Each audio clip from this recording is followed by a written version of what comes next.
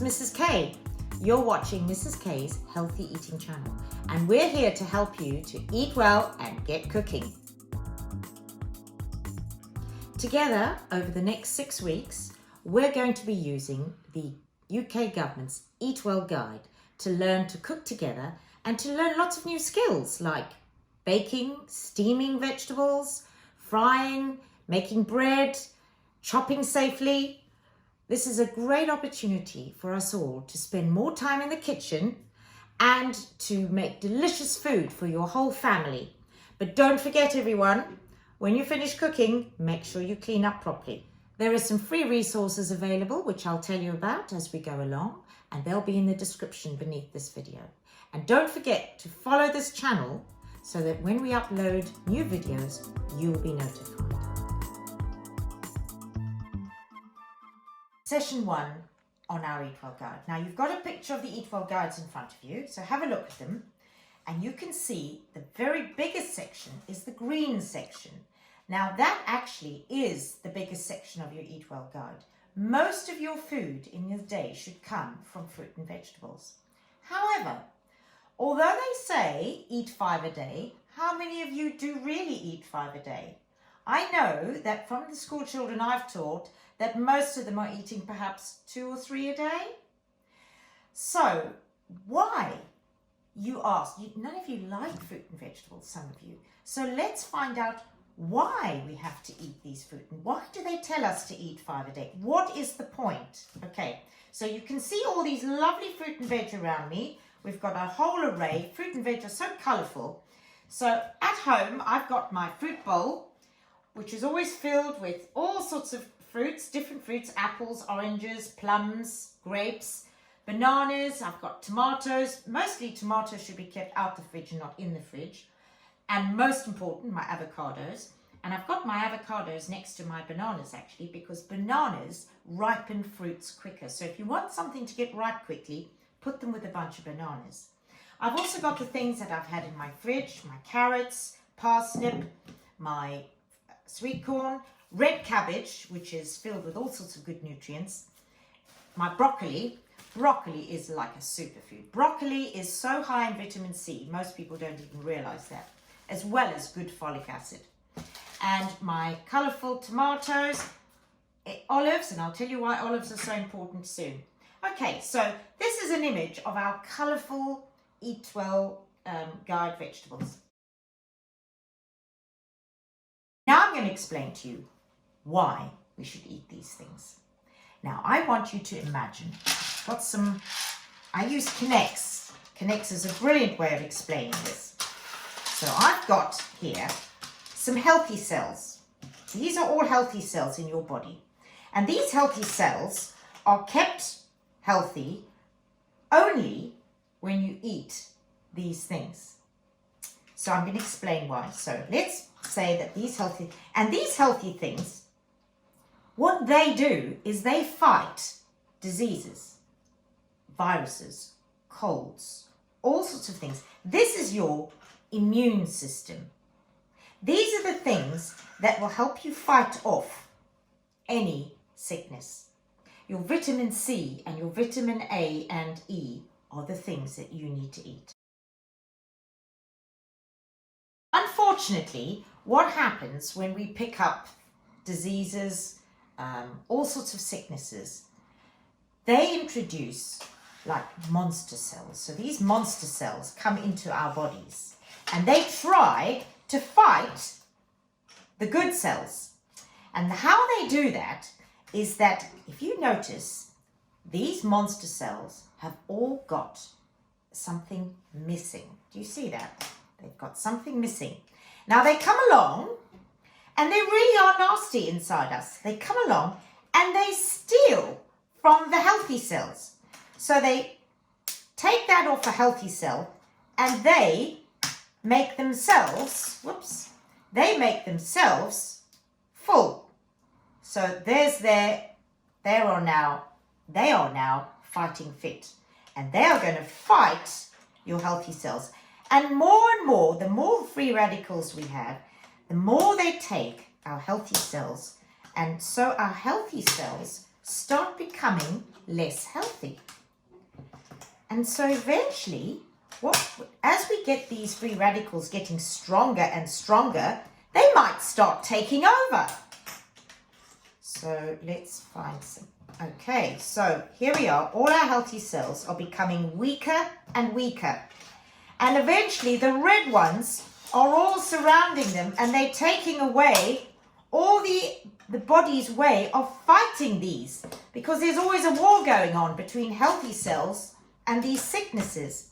So this war is going on, and unfortunately, if these cells don't get repaired, the red monsters are going to win the war inside your body, and that's how you get sick.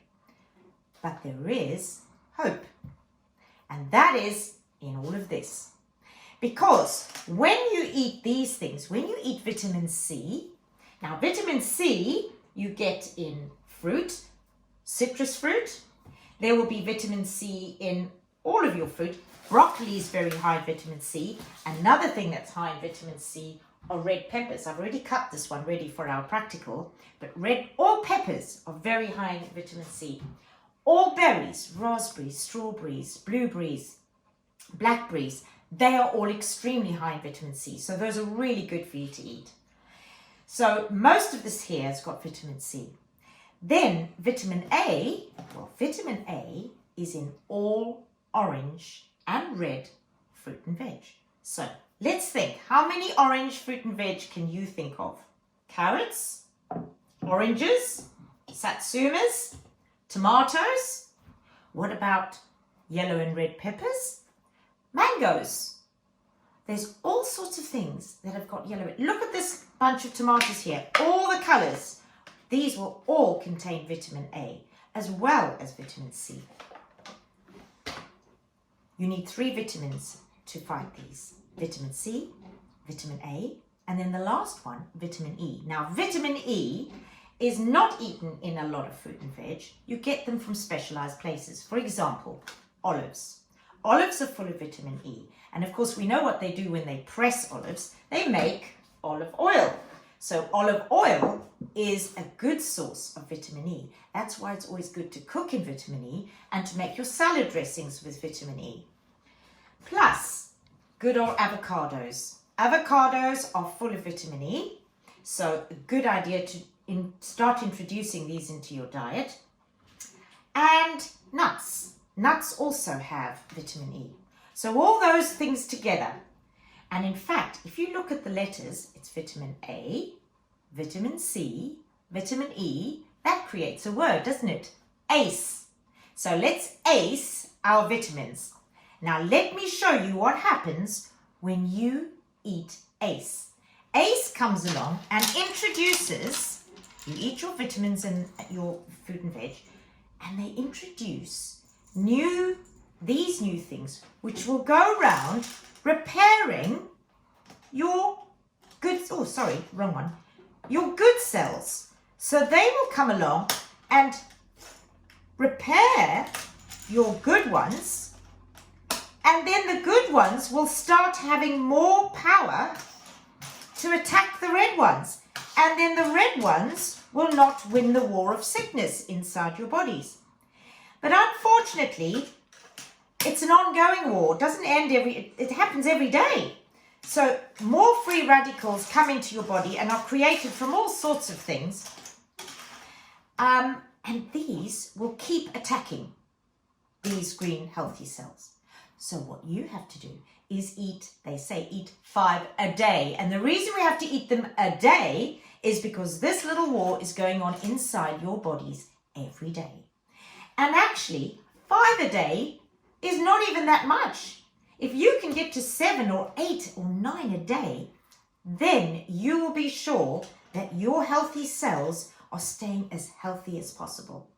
So that's why it is so important for us to eat our fruit and veg. Even if you don't like them, we're going to have to find ways of introducing them into our diets where you can eat them, either by putting them in a sauce or we're going to make a pizza today, disguising them with other flavors or sauces so that you can actually start including them every day. And what we're going to do at the end of this session is we're going to have a food diary for this week. And I want you all, try and get your whole family involved. I'm going to upload a chart for you, and you're going to fill in every day how many fruit and veg you can eat in a day. Spread it over the day. Breakfast, you could include having an apple after your breakfast. Lunchtime, you could have some salad, vegetables with your lunch. Afternoon snack, have some more fruit, grapes, plums, satsumas. Have some fruit and veg at night. Do you see how easily you could get up to 8 or 9, even 10 of your fruit and veg a day?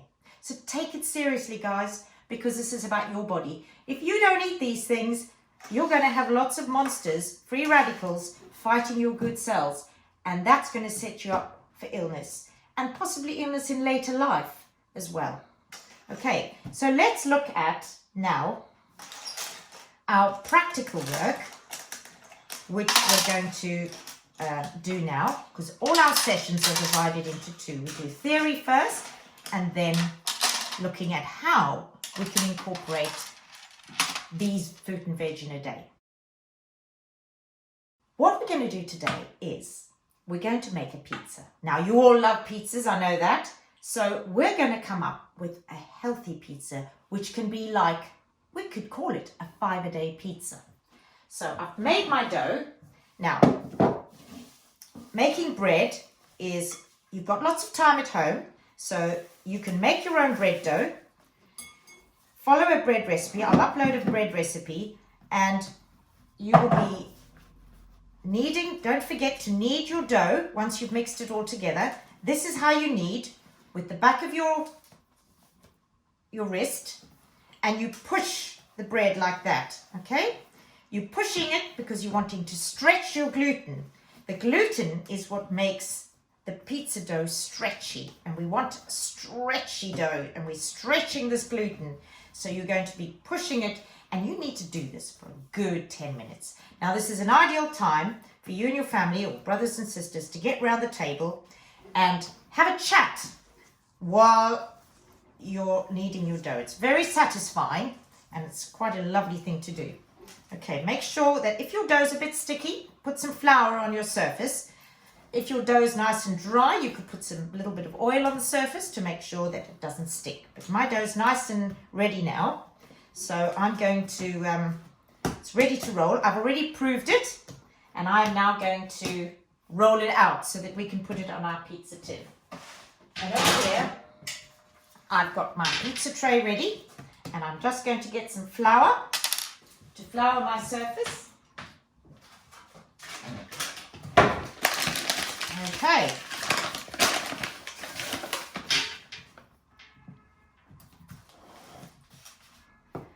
Right, rolling pin. Okay, now it's sometimes quite difficult to roll bread dough because it is so stretchy. You can see what's happening here. It doesn't stretch out like pastry. It's really quite difficult. So you need to stretch it and help it along, because otherwise we'll have a very small thick pizza, and we want a nice large round pizza. There we go. Now what we're going to be doing once I've got the pizza ready is we're going to be making some toppings, and that involves using your knives. And we're going to be using some sharp knives, and maybe your parents might be worried about you using very sharp knives, but I'm going to show you how to use them safely. And actually, if you use them properly and follow the guidelines, you will not cut yourselves. I always say that to my pupils at school. I'll only know if you need a plaster if you haven't followed the rules and you haven't cut properly, because there is a fail-safe way. And if you watch any of the chefs on TV, you'll see them, all of them, using the same knife skills, because they know they're cooking every day in kitchens and they don't want to be cutting themselves. See how the dough is eventually coming right? You have to really be patient and work on it. Now, another trick. Never ever put the pizza toppings on the pizza before you put it on the tray, because I've seen many pupils in my classroom beautifully do their pizza, put all their toppings on, and then they can't lift it up and put it on the tray. So don't forget, once you've rolled out your dough, put it straight onto your pizza tray. You don't have to have a pizza tray with holes. Just any baking tray will do. But if you have got one of these, they are quite good, because what happens is the heat gets underneath and it crisps up the bottom of the pizza. So here we are. Stretch it out to fit your pizza tray, because that's the gluten in it allowing you to stretch it. Some of you like to do stuffed crusts. That's fine. If you can get your pizza dough, you can put some cheese along the side and to curl that one over.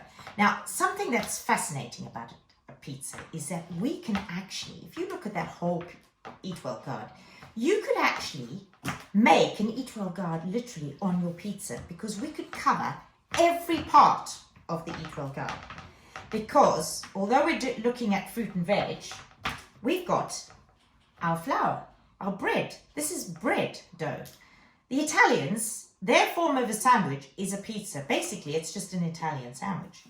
And this is our carbohydrate. So we've got carbohydrate in our meal, as well as now putting on our more than 5 a day. So what we need to do now is we need to put paste. And I'm going to just get some tomato paste out of the fridge. It's been kept safely. We've got some paste, tomato puree.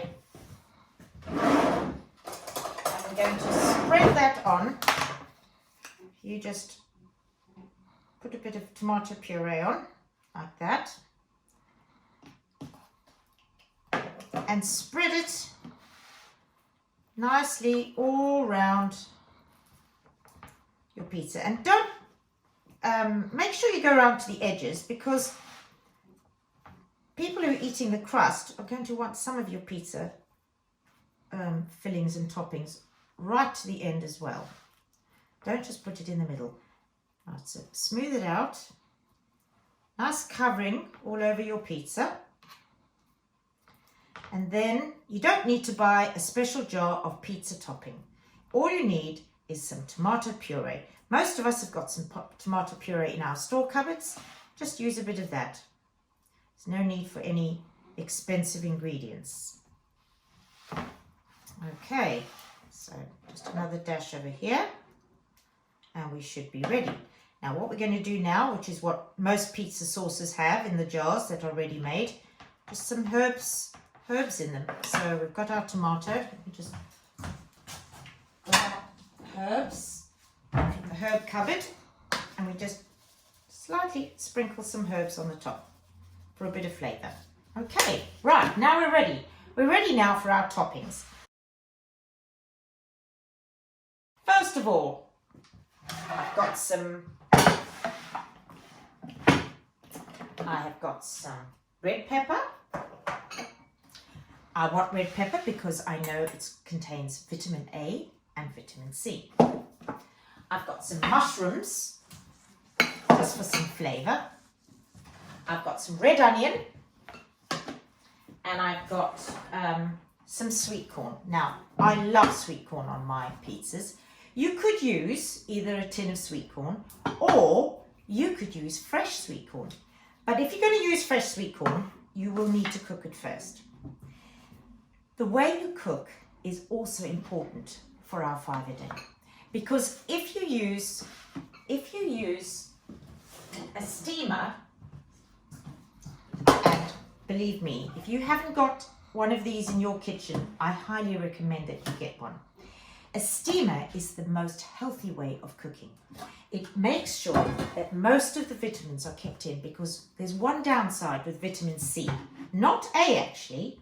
Vitamin A doesn't get destroyed when you cook it, but vitamin C does. So we need to try, when we're cooking our foods, we need to try and keep the cooking of vitamin C down to the minimum. And the worst way to cook vegetables is by boiling them, because all the vitamins go into the boiled water, and often that water gets thrown out. So the best way to cook is to put a little bit of water in your saucepan, not too much, but not that it's going to burn dry. And then you've got your steamer, and you put your sweet corn in your steamer. And if you've got anything else you're going to be steaming, you can put that on the top. But if you're just doing one thing, just do that. You steam that slightly first, and just 5 or 10 minutes, and your sweet corn will be ready. And then, basically, you take your sweet corn and you slice off your kernels, and that's what you can use for your pizza. But today, for ease, I'm just going to use a tin of sweet corn. So, that's ready. So we're all just about ready, but now I need to teach you how to cut safely. So, we've got 2 ways of cutting. There's something called the bridge hold. Now, the bridge hold is when you make a bridge with your fingers like that. So there's your bridge, okay, over there. Now you take your knife, and this is a very sharp cook's knife, and you put the knife in the middle of your bridge, okay? So you slice. Now, do you see that you cannot cut yourself because you've got food on either side of you and the knife's in the middle. Your fingers are nowhere near that knife. So that's one safe way of cooking. Now you want to slice. Okay, I've got my red pepper here. Now this is a little trickier. Most people find this quite difficult at first. You've got to try and get your fingers all in a row, like that. You'll have to practice that. Try and practice that right now. Get your fingers all in a row. And then you have to put all those 5 fingers on your vegetable. Now it's going to take practice. It's going to be difficult at first because all of us want to cut like that. Like that. Our thumbs sticking out, and you know what? Half of us cut our thumbs. Or we cut like that and we cut our fingers. So if you want to use a sharp knife and you don't want to cut yourself, keep your fingers in a row behind the knife so that your fingers are behind the knife. That's where you're cutting, and you see the knife's nowhere near your fingers. It can't touch your fingers because your fingers are all 5 fingers are in a row behind that. And so we cut. Right, you watch any TV program and all the chefs will be cutting this like this. And this has got a name. It's called the claw grip, okay? Claw grip, which is a very safe way of cutting our food. Okay. And then we take our, if we want long slices, that's fine on your pizza. You might like it in half. Okay, so now we're ready. Let's finish chopping our mushrooms. And we're going to spread our mushrooms on pizza. Some of you might like pineapple on your pizza. It's lovely to mix fruit and veg. When I make a salad, I always include fruit in my salad, like grating carrot. I've got a grated carrot salad at the moment with some pomegranate. Let me just get it for you and show you.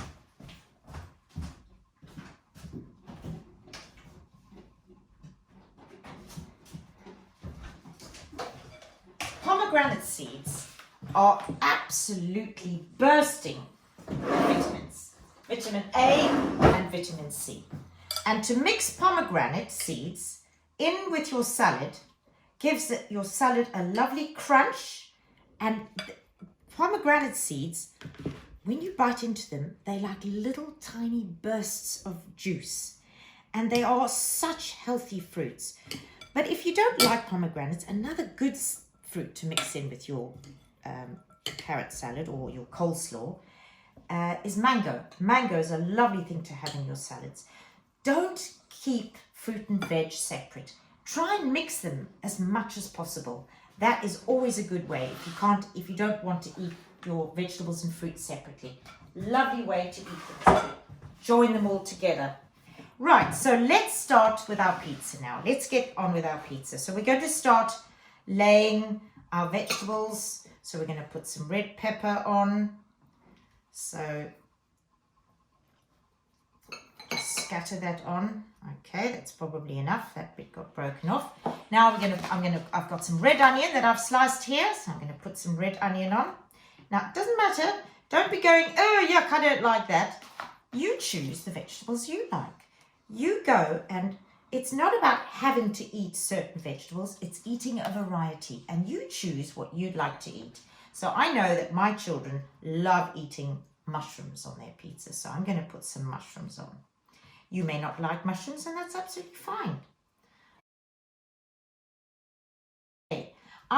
I love these coloured tomatoes, so I'm going to cut some of these tomatoes. I'm going to use my bridge hold, cut them in half, and I'm going to scatter some tomatoes on my pizza. There we are. I've not only got tomato puree, but I've got fresh tomatoes on as well. So let's put a couple just to make it. And also, a pizza is such a lovely way of presenting colour, because there's so many colourful vegetables that you could put on there. And now, sweet corn. Don't forget with these, you don't need a tin opener. Just bring it open. I find children often have trouble opening these tins. You hold your tin and you press your finger in the middle here, and you push down on that finger and bring it up. And if it doesn't want to all come off, don't panic, just at least you've got some. Then get us open. Get a spoon and spoon some of your lovely colourful yellow sweet corn. Of course, yellow. What colour? It's yellow. So what's it going to have in it? It's going to have vitamin A. So we're going to sprinkle that all over the pizza. Like that. Now, is there anything else? Oh, I've got some olives. Yeah, we're going to have some olives on my pizza. So here we are. I might just actually cut these green olives because they are quite big. So I'm going to cut them. Don't forget to use your claw grip. And we're going to place our olives around. I've got some more green ones here. Cut those all up. And what are we putting the olives on for? Vitamin E, because olives are high in vitamin E. Slice those all over. So I've got some olives. What else could I put on my pizza? I could put some pineapple, but I'm not going to here. Now, so I've got, how many veg have I got on this pizza? I've got tomato, pepper, onion, mushroom, sweet corn, and olives. So I've gone more than my 5 a day. I've got 6 a day on my pizza.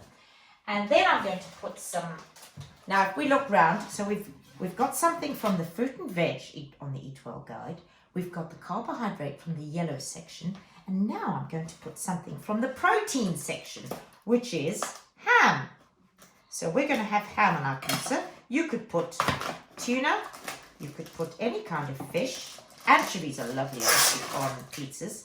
I'm going to use some. Now, I could have used pepperoni, but pepperoni is high in fat. And so it's not my first choice, certainly. This ham is fresh ham, which is better for you. So it's a better protein to eat because this is lean ham, not a grain of fat. So that's a good, we don't want to have too many fats and we don't want to have too many of the wrong fats. We want the good fats. And that's what we're going to learn about later on in one of our sessions. So we've got some lovely ham on our pizza. So we've got something from the protein section. Now, what other sections are left? If you look at your Eat Well guides, what's in the blue section? The blue section is dairy. Are we going to have dairy on our pizza? Now, I've got 2 lots of cheese here.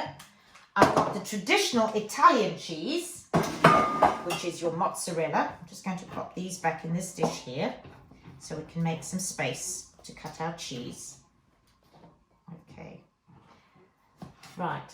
So, I've got some mozzarella cheese. Cut that open and drain it because it's got liquid in it. We're going to take out our piece of mozzarella. Lovely piece of mozzarella, fresh mozzarella cheese.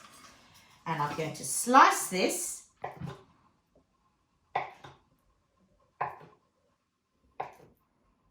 The other good thing about using my fingers with the ham is that I didn't have to use the knife because I've been using that. I'm going to use this for the cheese now. We didn't get any cross-contamination. Right, let's put our mozzarella on our pizza. So here's our dairy part of the Eat Well guide. And I've got some cheddar cheese here, which has already been grated. And I'm going to sprinkle a little bit of cheddar cheese all over so that no matter where you bite this pizza, you're going to be able to have some topping. There we go. And now we have what is called a 5-a-day pizza with vitamin A, which has come from our yellow and green vegetables. We've got vitamin C from all our vegetables. We've got vitamin E in our olives. And we've got some protein and we've got dairy. Okay, so now we're ready. Ready to pop that in the oven and ready to make a delicious lunch for your family. Now we're ready to pop this in the oven. I've got my oven preheated to just under 200 degrees, about 190. And I'm going to pop that in and I'm going to put it on for 20 minutes, check it, and then maybe 25. We want to make sure our bread is nicely cooked, as well as our toppings not getting burnt. So don't take it out too soon, otherwise your bread won't be cooked. Okay, well, I hope you enjoy that. Make sure you download the chart, the diary. Keep a food diary. Write down. I want you to do it for 7 days. Let's do a 7-day food diary where we write down exactly how many fruit and veg we're eating a day. Make it a challenge in your family. Maybe you could have a reward for someone who eats the most fruit and veg, or have a reward if everyone gets to a certain, maybe 7 a day. Try and encourage one another to find different ways. If you don't like it, you could perhaps make a smoothie. A smoothie is a good way of using fresh fruit. You could have that in the morning for breakfast. Making a soup. Soup's a good way of hiding vegetables as well. So try and think creatively of how you're going to include, and I'd love to hear some of your comments. I'd really love you to come up with some of your ideas. Send in your comments. Let's encourage each other to eat more healthily now that you understand that we need to ace our vegetables. Okay, thanks guys. See you soon.